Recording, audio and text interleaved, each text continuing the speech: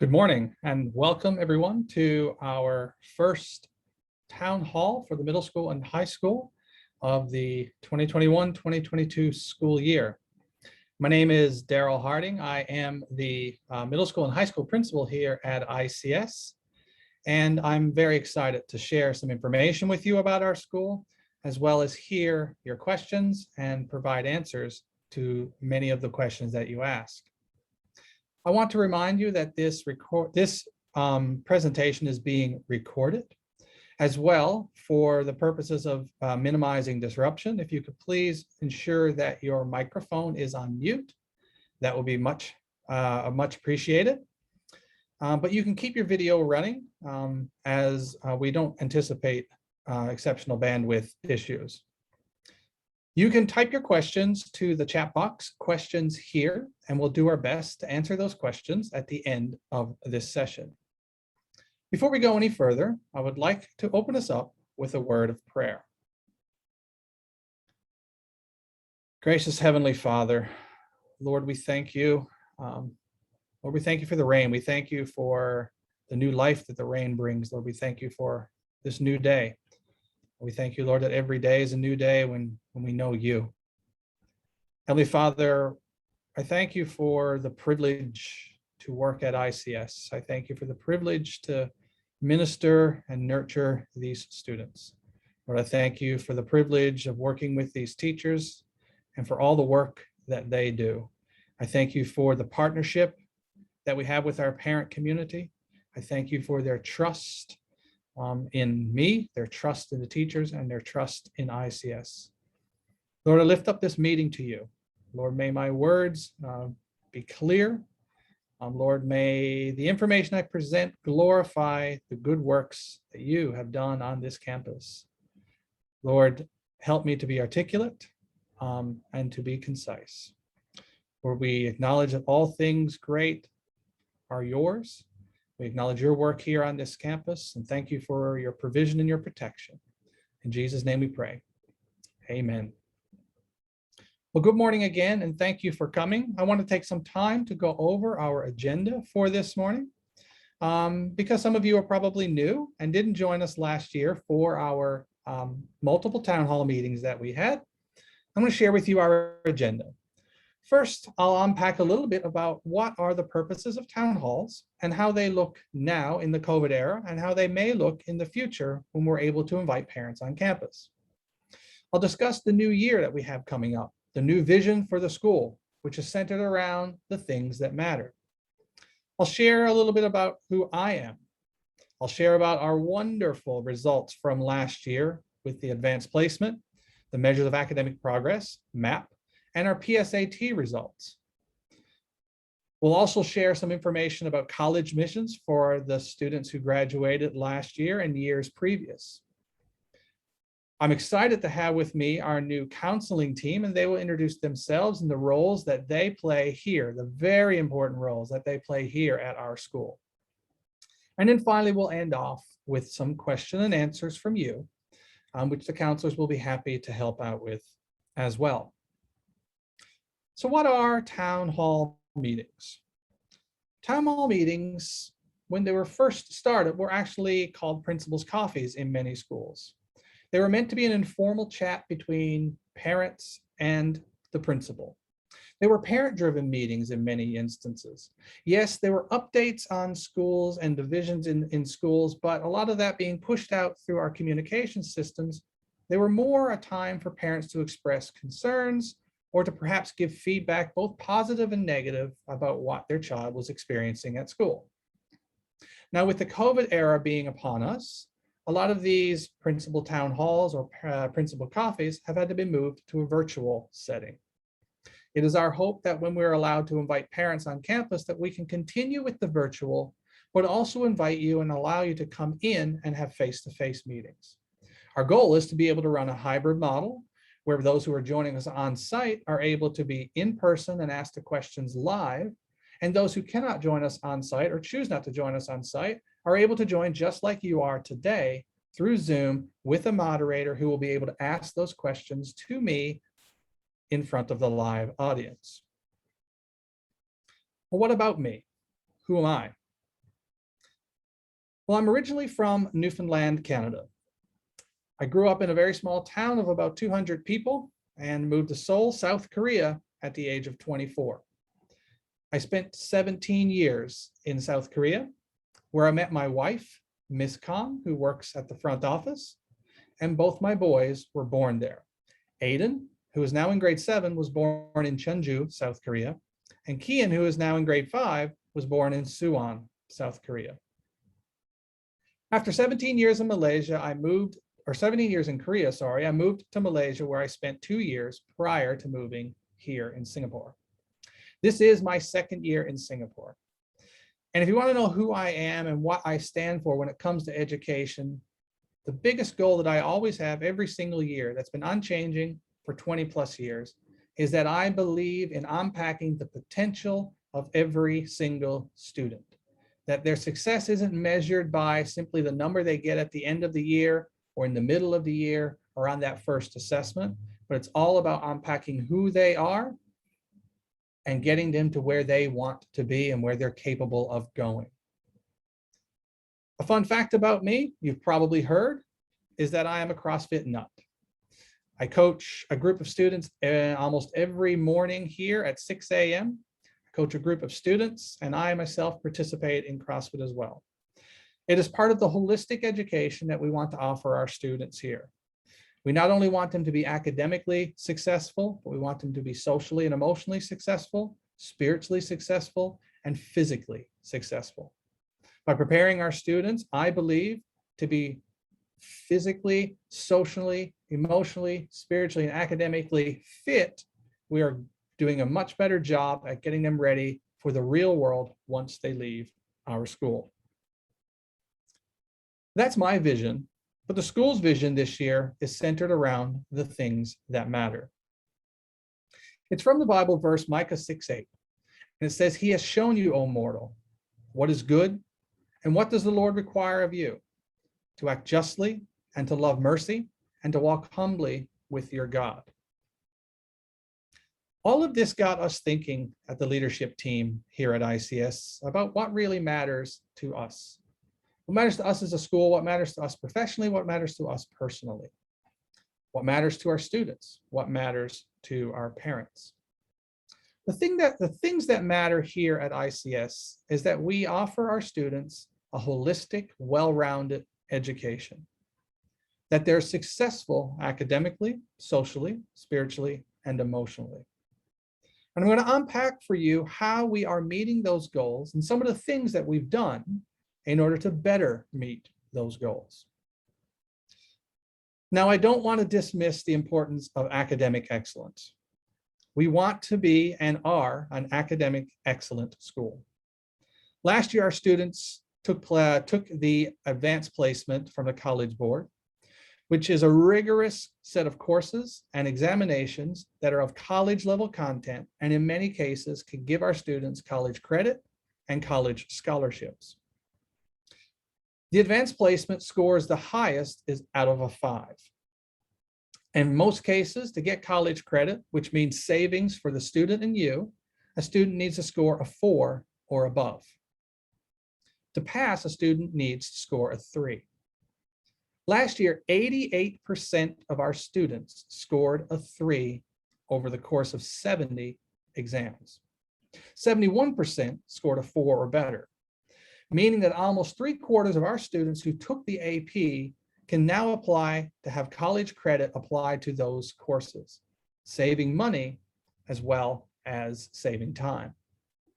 And then 33%, a third of our students, an astounding third of our students who took these AP tests scored a 5 or better, a perfect score. You'll hear a little bit later from Mr. Lau about how the AP can and will prepare your child to enter into a college or university anywhere around the world. But the AP is for our high school students. Well, what about our middle school students, you may ask? What are we doing there to measure the success? One of our measures in the middle school is called the Measures of Academic Progress, or MAP scores. Each year, twice a year, we have our middle school students take the MAP test, which measures their progress in math, reading, and language. Now, it should be noted that MAP is designed to be an internal tool to measure the growth of our students. It's not necessarily designed to be something that measures student A to student B, either in the same school or school A to school B. But it does give us some interesting data. For our students here as a whole, you can see that in every single category, math, reading, and language, across almost all grades, our students shown growth from the beginning of their grade to the end. So for example, in grade 6 math, they took an assessment in November of last year and then again in April. And their score grew by 9 points from November to April. This is not insignificant. 9 might seem like a small number, but you can see in some other areas there was no change at all. The change depends on what happens in the classroom. The change depends on how the class dynamics changed. It depends on how the language proficiency of a class changed. And so if you add, for example, in grade 7, 3 or 4 ELL students, then the reading may not change because those count towards the average of the grade as well. Now, while MAP isn't something that's meant to compare schools across the world, one of the things that jumped out to us when we did do an analysis was how ICS compares to other schools with the MAP results.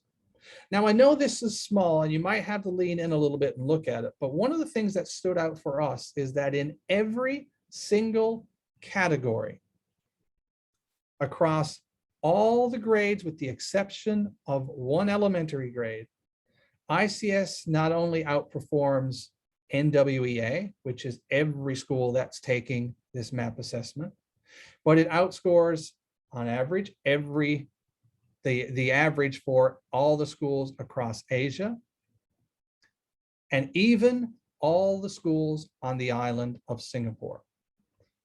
What's really stunning about this for our middle and high school is that the rate of change, the difference between us and these other schools as you go up in grades, is increasing more and more and more.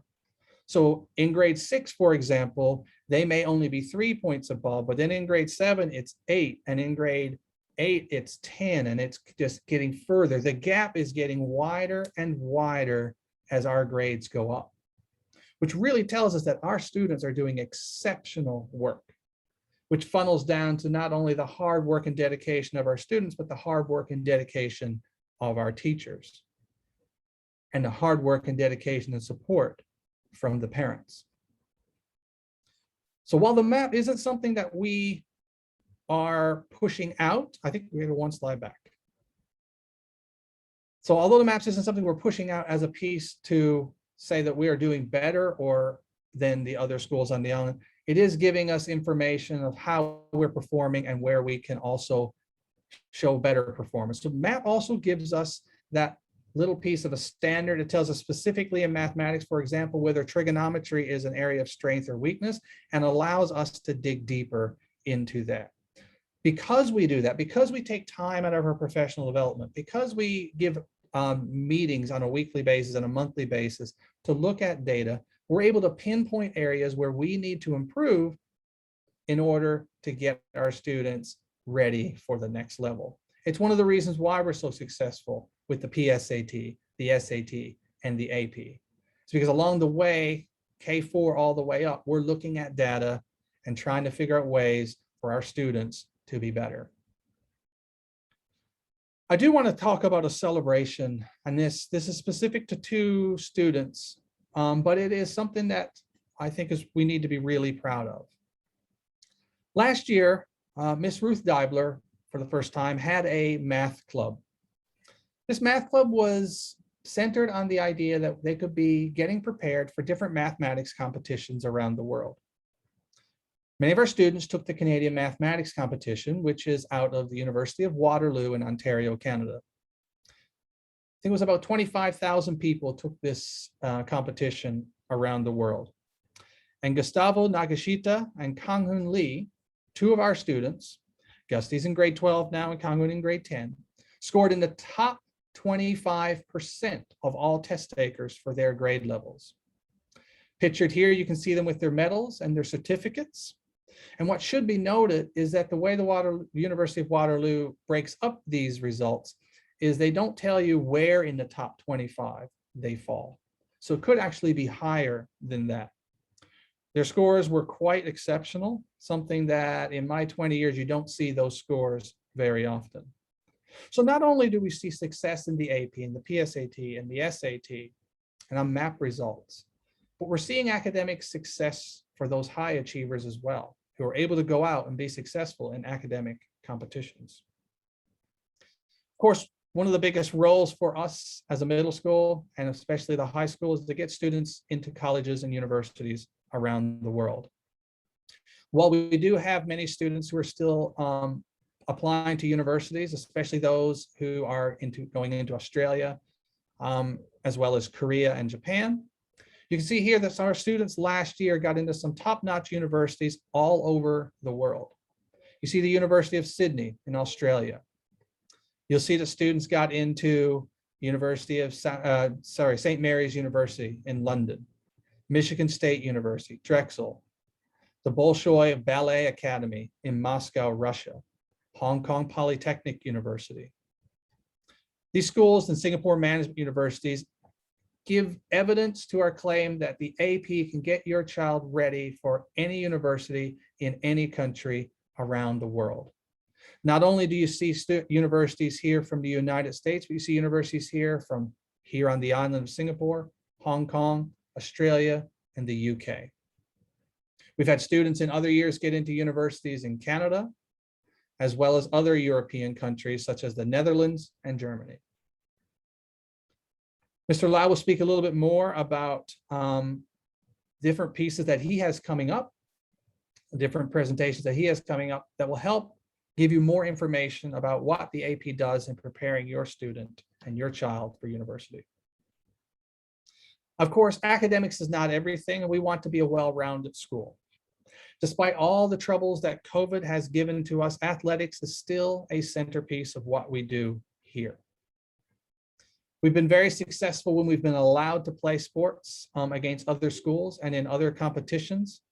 Basketball and volleyball are two pieces where we have got a reputation on the island of not only being exceptional athletes, but just being wonderful mentors and wonderful representatives of who Christ wants us to be.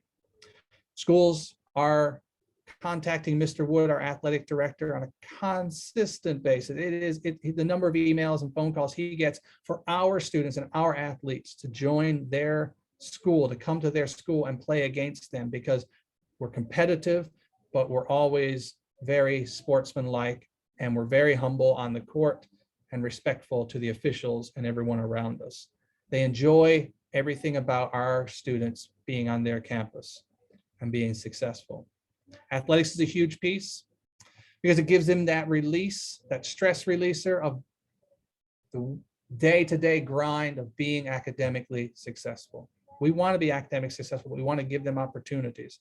And being a small school, students have such a great opportunity here to be on multiple teams. If you're at a bigger school, the talent pool gets much, much greater, and you get much more individualized attention to hone your skills. Now, if we want to continue with these great academic successes and we want to continue with these athletic successes, we need to be intentional about our hiring. This year, ICS was incredibly blessed to bring in the new teachers into the middle and high school that we did. I'm going to list off for you some of the credentials of these teachers. And what stood out to me when I was looking yesterday is that almost every teacher has, well, all of the new teachers we have here have at least 8 years of experience. Pictured here is Mr. Ray Phoebus, our new high school science teacher. Mr. Phoebus comes with 9 years of teaching experience in the United States and South Korea. He has a master's degree in developmental genetics, as well as a bachelor's of science degree with a focus on microbiology. Mr. Jean-Luc Francois, our new middle school math teacher, comes from Mauritius, but has a teaching experience in South Korea. He has his bachelor's in design with a major in creative art, advertising and art direction, as well as a master's in education. Mr. Bradley Garrett joins us with 8 years of experience in the United States and in Kazakhstan. Mr. Garrett has a bachelor's in music education and a wealth of experience of starting up music and drama programs in schools that he's worked at. Also joining us is Miss Amy Lee. Miss Amy Lee is our middle school and high school ELL teacher. She comes to us with 17 years experience in Korea as well as here in Singapore. She has a bachelor's of arts in elementary education as well as special education, and a master's of education degree in ESL and bilingual education. She is taught in the United States as well as here on the island of Singapore. Sorry, she's taught in Korea as well as the United States and Singapore. Miss Lauren Lee joins us with 8 years of experience, 1 in the United States and the rest here on the island of Singapore. She has a bachelor's of arts. Miss Lauren Lee has experience in working in both the local education system as well as the international education system at the Korean Singapore International Schools. And finally, Ms. Rebecca Linson-Bigler joins us with 9 years of teaching experience in the United States, Kosovo, and China. She holds a master's degree in science as well as a bachelor's of arts. All of our teachers for the first time in recent history come with international experience as well as domestic experience. 8 of the 6 new teachers have master's degrees, and 1 of the other teachers is working on their master's degree, and the other one is working in seminary. Lifelong learning is important to this group of individuals, which then funnels down to the love of learning for our students. God blessed ICS incredibly with giving us this set of new teachers. One of the pieces when we talk about success at ICS and the things that matter to us is the social emotional well-being of our students. Now more than ever, COVID has given rise to anxiety, depression, feelings of isolation with our students. It's something that I've seen students become more open about and parents more accepting of. What that did was got ICS thinking last year of how can we get ahead of that curve in seeing all these students who wanted to come to ICS, all these students who were at ICS that were beginning to unpack their social emotional needs with us. We felt pulled and called to expand our counseling department. Mr. Lau was with us last year, but his role has changed this year, and he'll have an opportunity to speak with you about that in a moment. But one of the roles we added was a new social and emotional counselor in the middle school and high school. Ms. Ha-Young Jung will share with you in a moment the role that she plays here. But the hiring of her went back to what I shared at the beginning, the things that matter, the well-rounded education of our students, to make sure that they're not only academically prepared to go out into the real world, or that they're spiritually prepared to go out into the real world, but they're socially and emotionally prepared to go out into the real world. I hope that this gives you a picture of how we've planned for the things that matter here at ICS, the academics, the spiritual, the social, emotional, and the physical. I'm going to turn it over to Mr. Lau and Ms. Jung to share with you some of the things that they are going to do and are doing in the counseling department. Thank you, Mr. Harding, and good morning to everybody. It's great to be able to be with you. My name is Eric Lau, and this is my 2nd year working at ICS in this role as my role has changed, but focusing on the academic aspect of the student's life. Last year, I was the only counselor, and this year I am excited to be able to have Mrs. Jung join me and join us in the counseling department. So now this year, my focus is on the academic counseling for students in middle school and in high school, and I'll give Mrs. Jung an opportunity to introduce herself. Hello, my name is Ha-Young Jung. It's an honor to meet you. I have met maybe some of your children. Maybe I have not met some of your children yet, but I am really enjoying not only getting to know my colleagues, but also getting to know the students here. It's been a joy, and we started week one just really busy. And I'm remembering how in my teenage years as well, there's just a lot going on, and we know that your children are just dealing with a lot. Mr. Harding talked about the COVID. So amidst all of that, the COVID is going on, and I am excited to be able to join. So I'll share a little bit more about what I get to do with your children in a minute. Thanks, Mrs. Jung. And to be able to share with you guys, we would like to share with you how our roles are different, yet how we come together to work as a team. And so I'll be talking about the academic portion. And so for me, my focus this year has changed to become more personalized in terms of the academic planning and success of your students. The time that they spend with me is going to be more structured, and it's going to be more long-term.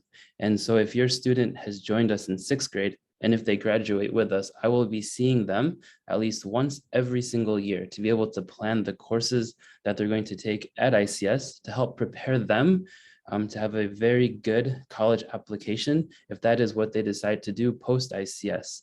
If that is not their plan to go to university right after, then I'll support them in either taking a gap year and exploring what that looks like, or helping them prepare for their time going to national service if that is something that they must do for their country.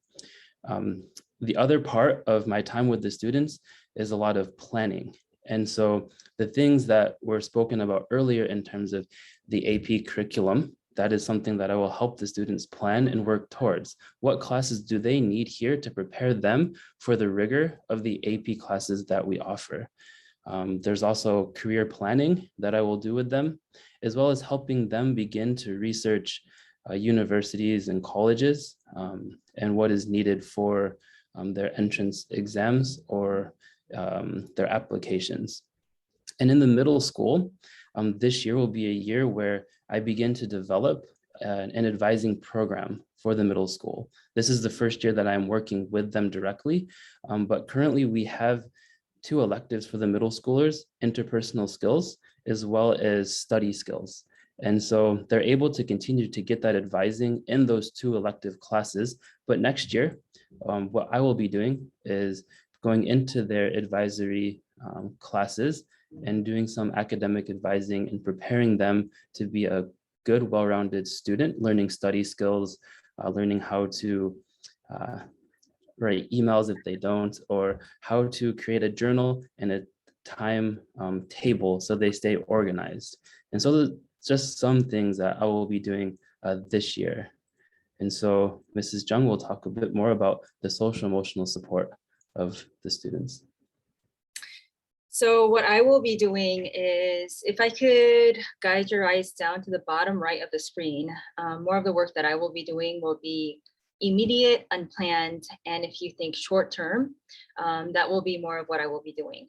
I don't think anybody plans to have a bad day, right? I think regardless of age, regardless of where we are in life, we don't plan to have a bad day. However, it happens. It happens where maybe the weather or whatever it may be happens. And so in cases like that, ICS really valued the social and emotional health of the students, and that is why I am here. I will be meeting with students dealing with issues ranging from everyday issues to crisis support. And I will be meeting with students on an individual basis. For example, I have been going through the list of the new incoming students of ICS and meeting with each one individually. And I will also be meeting with students in groups. Last week, the first 2 weeks of school, Mr. Lau and I actually visited all the advisory groups of middle school and high school, in which we introduce ourselves and our new roles. And one of the big goals for that was so that the students could have a chance to meet me in person and to recognize who they could come to talk to if they were in need of social or emotional support. If needed, I will be making referrals. As I said, the students I will be meeting will be more short term. And so if we see that the student needs more of a long-term support and maybe more in-depth support, then I will be making referrals to trusted psychologists or trusted counselors outside of the school. And of course, this will be done in collaboration with you as a parent and with the school officials that are involved. And this will be all built on the basis of the safety of the child, the safety of the school, and informed confidentiality, which I will be talking about a little bit more in the next slide. Thank you. I wanted to give, so I'm going to assume that the parents that we have here, some of you are very familiar with what school counseling or counseling is. And maybe for some of the parents here, school counseling is a new term, and you may be curious about what your child does with me if he or she were to visit my office. And so I wanted to give you a snapshot of that, what that could look like. Of course, every session would look different, but here's kind of what your daughter or your son may experience when he or she chooses to come to see me. So who do I meet? I meet with anyone in middle school or high school who wishes to see me. Why do I meet? Why would I meet with a student? As I said before, it would be anything from just a daily difficulty, emotional, social difficulty, to maybe even a crisis issue. When do I meet them? This part I think would be important because we are after a school, we're not a counseling center. And so I try to meet the students from lunch, either during lunchtime, advisory period, or study hall. It really would depend on the immediacy and the urgency of when and how the student wishes to meet me. But I do try to help the students stay in classes and meet me when they have more free time open. And this is all done in collaboration with the students and with the teachers. And so I collaborate with the teachers a lot in looking at the student schedules, and also ask the students a lot of what their needs are. And how do I meet them? So how would your son or daughter actually come to see me, and what would happen when they come to see me? So here's an example. If I could guide your eyes to the arrow on the bottom of the page, you see, I'm going to give a snapshot of why or how a student may come see me. Maybe the student pre-examination is nervous about just what he's studying and what he's maybe one of his classes he's just really been struggling with, and due to homework, due to not being able to focus, maybe due to the load of what he has going on in his life, maybe he has had several sleepless nights, right? And then he comes to school one day and realizes that there was this huge homework, important homework that he knew that he wanted to do, and he missed it. And so that might be kind of what we call a triggering event for him to feel like he really needs to talk to someone about this. So these are some things that may happen for the student to want to come see me. And how the student may come see me is he or she would either email me, or he or she would either could just walk into my office and try to set up a meeting with me in person. Or a lot of the times what happens is the student may just talk to their teachers, and the teachers may then refer the student to see me. It could even be a parent, and that has happened as well. So you could be the kind of missing piece for the bridge for the student to come see me as well. Another way the student comes to see me is they may visit the first aid office, and the first aid officer may kind of see that maybe the student needs to come see someone and talk about the social emotional needs. And so those are the different ways the student would come see me. And when the student comes into my office, what usually happens are, if you could look at the list on the right side, this is kind of a rough kind of guideline of what I actually go through. So the first thing that I do is introduce myself. And in that, I really try to build rapport because the student usually comes in with the goal of sharing something that he or she maybe hasn't been able to share with other people.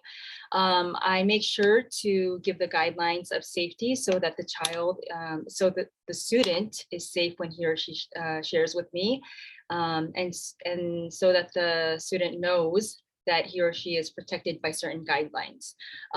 A really important guideline would be that because this is school counseling, whatever the student shares with me is safe and will be protected within the counseling walls. However, there will always be collaboration on my part with you as the parents and also with the teachers as well.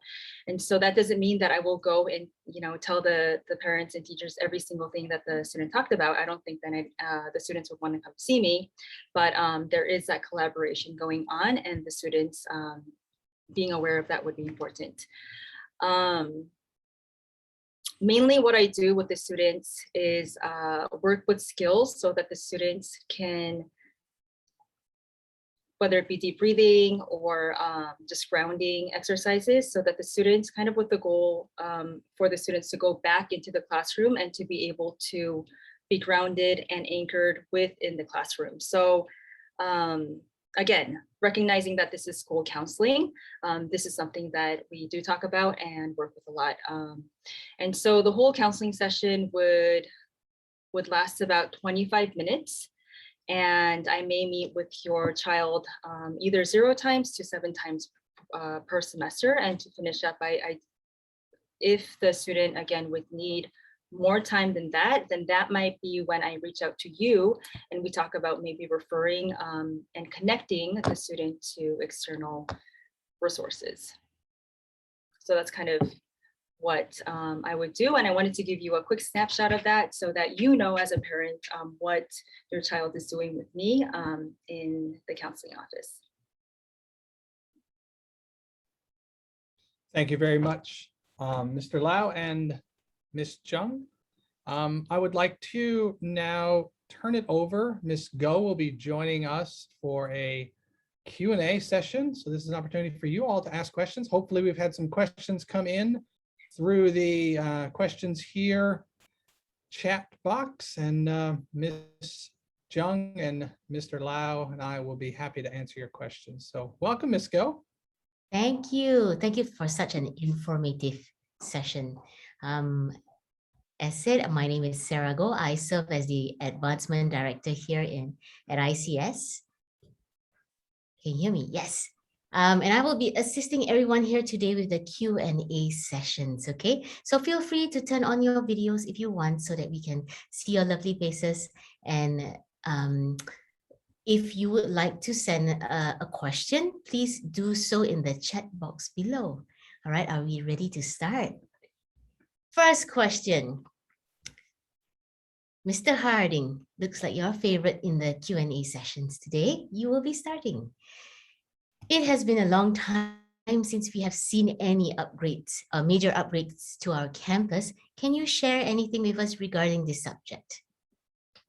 Yeah, that's a good question. I think it's important that we recognize that we're on a government site, so we lease this space from the Singapore government, and we're basically bound by the rules and regulations that they give to us. And so one of the pieces is that the lease is only being renewed every couple of years.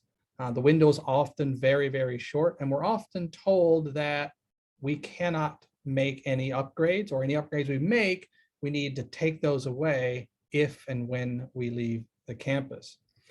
Now, one of the things that we're always doing, I know Dr. Rader and Ms. Majestic are always on the lookout for a new space, for a new permanent campus. That's a big goal of ours, is to find a space that we can call home, where we can put up the facilities that a modern purpose-built campus would have.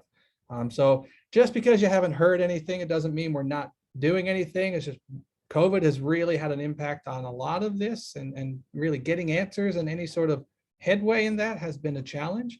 But we trust that God is going to provide. We have deep, deep faith that the Lord has a plan for ICS. And although we don't know it, we know it's good. And we know that we're going to get what God has in store for us in his time. Thank you. And when do you think ECAs will start? Extracurricular activities will start for middle school and high school. Well, sports, so in the high school, varsity sport has begun. Students have been practicing for a couple of weeks now.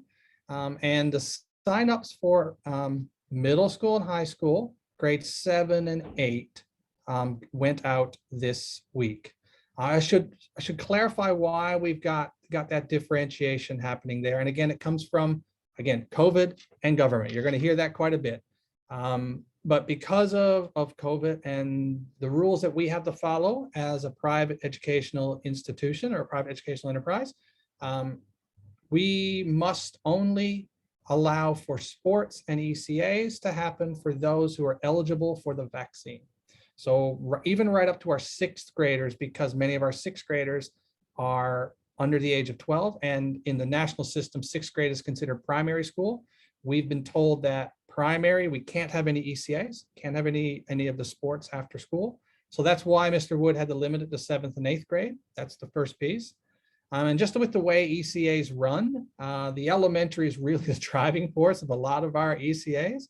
And because they can't do anything yet, we're going to try and hold off on the non-athletic ECAs so that they're in line with the elementary. It just makes more fiscal sense. We want to be good stewards of what God has provided for us. So that just makes the most fiscal sense. And for our teachers, just, we don't want them to be overwhelmed. We worry about the social and emotional well-being and the mental health of our teachers, just like we do our students. So ECAs, we're still waiting on word from the government, but sports are on for grades 7 up to 12. Thank you for that. So shifting gears, let's talk a little bit about academics. Apart from regular homework, do you have any online tool assigning learning targets? In grade 5, ScootPad and Khan Academy were used. This parent is still figuring out what is being used in grade 6. That's a great question. I know I've got a child in 7th grade, and so I can speak as a parent. I know what my child is using and most likely what the others are using because the teachers are the same. In the English department, they are using No Red Ink. No Red Ink is a tool that students can work at their own pace where they are in terms of developing English skills, so grammar skills, sentence structures, spelling, and all that sort of stuff. So the whole idea of no red ink is that you'll be able to, if you go through these processes, you'll have no red ink on your paper when you hand it in to your teacher. That's the kind of goal behind it. So it has a measuring tool that our English teachers do that says where a child is at in their development of the English language structures. And then they can start at a stage where they can reach a goal. I know they do quite a bit of that at the beginning and end of their English classes. And then they always can be working on No Red Ink at home. They can access it through their ICS emails. We also have in the math department, Khan Academy was mentioned. That is still an integral part of what happens in the math classroom. That's where MAP really helps because MAP informs the math teacher of the areas that the student needs to grow, and therefore Khan Academy can be set up to hone in on those growth areas. So those are two that I can tell you in those two core subjects. And does middle school have more group projects? Oh, I think it depends on the subject, like and the time of the year. I know design will have some group assessments. I have some individual assessments. Science will have their labs. But I think you'll see a fair amount more individualized assessment once you get into the middle and high school compared to elementary. Most of it is individualized assignments, tests, and ongoing projects. And I think Bible's working in groups, but I think you will see less and less group work as you move further and further away from elementary school. Okay. And are the math class for the 6th graders placed according to the student levels? That's a great question. So how we place our sixth grade math students is based on several factors. One is a map. So we look at map and we want to see if the student is suitable for either math course 1, which is your normal track for middle schoolers, or if the student is suitable for math course 2, which is what we would call the advanced track. Math course 2 is what your normal track would take in grade 7. And so we know what standards are in each of those grades. And so when we look at the MAP scores, we look specific to see whether the student has a proficiency level in those standards that would be in math course 1. So say, for example, the student, their MAP scores, we look at their MAP data at the end of grade 5, and all the standards that they would cover in grade 6, they're just knocking it out of the park. Well, it's really not necessary for that student to take math grade 6, especially if the other 2 factors come into play. So it's not just math. We also get the recommendation of the grade 5 teacher, because who knows the student better than the teacher that's just had them for an entire year. So there's that piece. And then we also have them take a comprehensive assessment for each of the math courses in middle school. So a new student coming into grade 6 would take an entrance assessment at the end of grade 5 with math course 1 and math course 2. We take all of 3 of those and put it together, and that's how we decide whether or not a student is suitable for math course 1 or math course 2. Now I'll probably anticipate a question from some of my 6th grade parents who are in the audience, thinking about grade 12 and AP calculus, because 7 years can go by fairly quickly. But if my child goes into math course 1 in grade 6, that means they can't do AP calculus. So that means 6th grade, their university ambitions are over because MIT and Waterloo and Caltech and Georgia Tech are all out the window because I can't take AP calculus. One of the things we do before a student enters into 8th grade, so at the end of 7th grade, is we talk with the middle school math teacher. We once again look at the MAP scores, and we look at the assessments over the course of grade 6 and 7 to determine whether or not the student is a candidate to go directly into Algebra 1, hence skipping pre-algebra.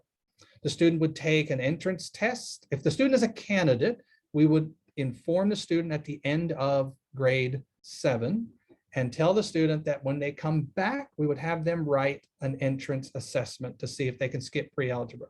It gives the student an opportunity to study and prepare for the test.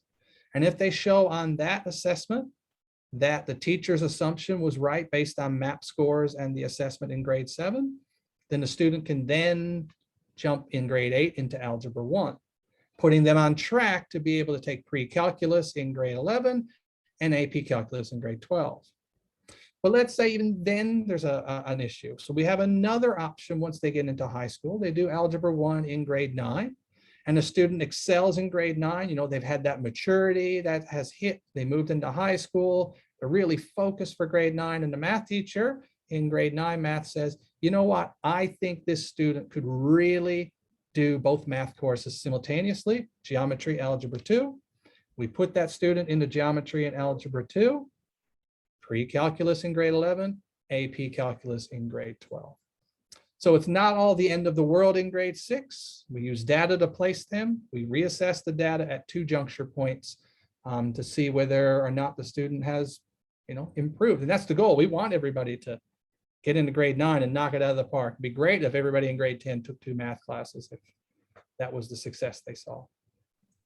One more question for you before I hand it over to the counselors. Very important question.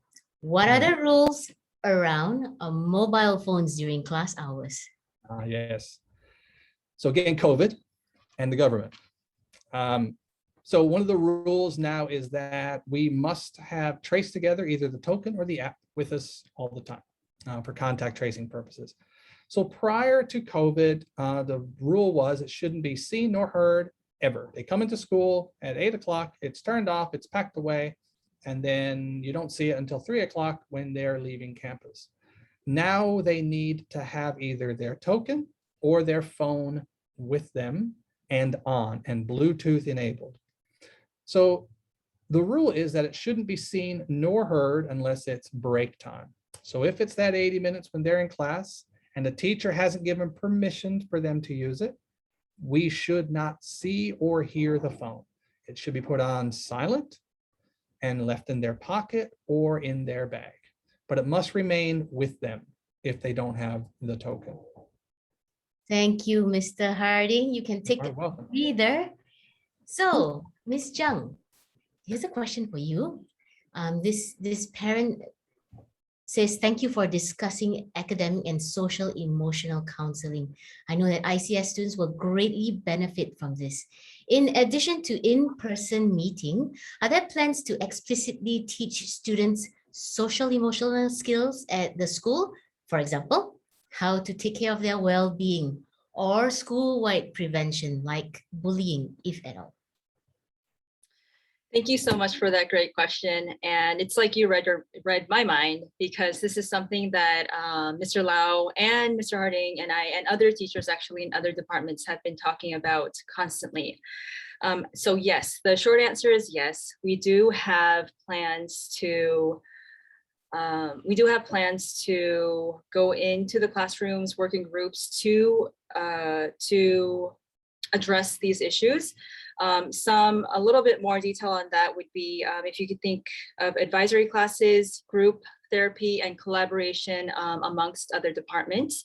So for example, some things that are already in the works, Mr. Lau and I, a little bit more long-term, we are planning a curriculum to implement in advisory groups. We don't think that will take place right away, but that is something that we have been talking about.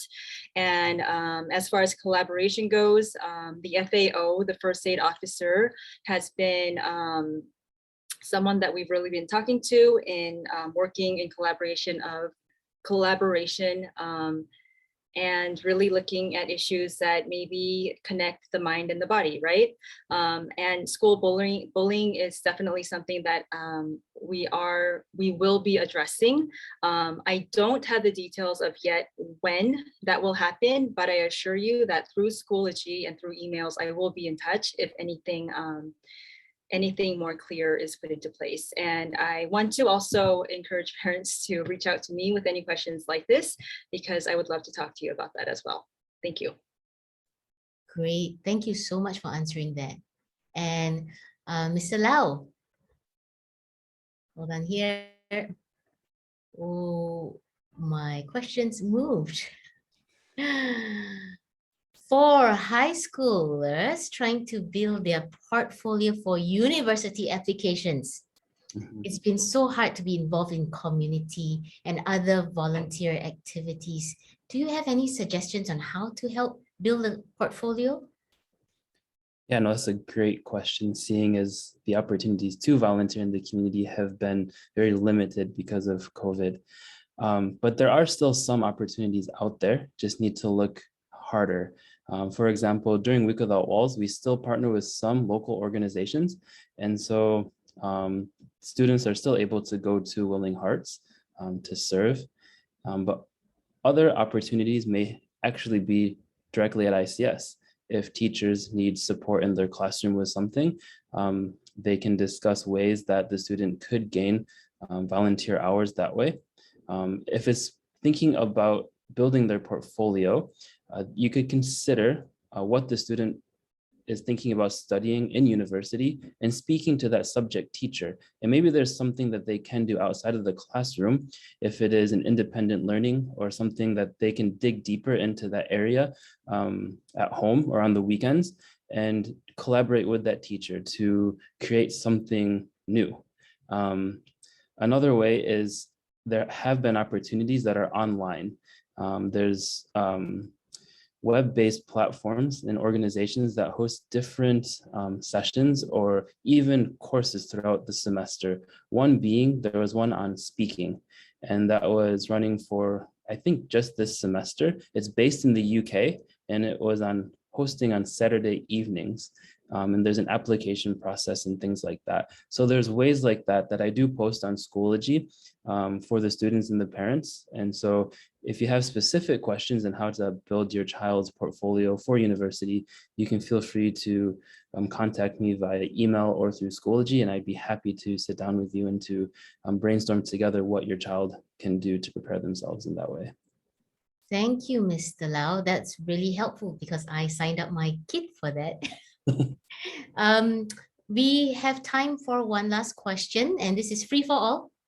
So, are there any suggestions on limiting playing time on the Chromebook that my 6th grader is bringing home from school?